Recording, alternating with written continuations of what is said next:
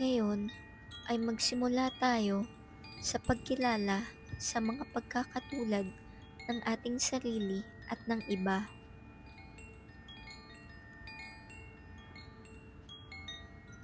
Kadalasan ay nakatuon tayo sa ating mga pagkakaiba.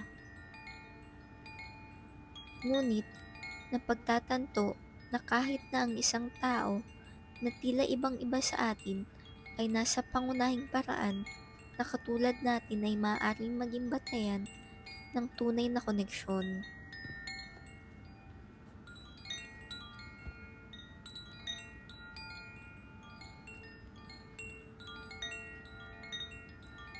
Maaaring kabilang dito ang mga taong hindi natin lubos na kilala, mga taong nakakasalungat tayo, o kahit na mga taong nakikita nating kaaway.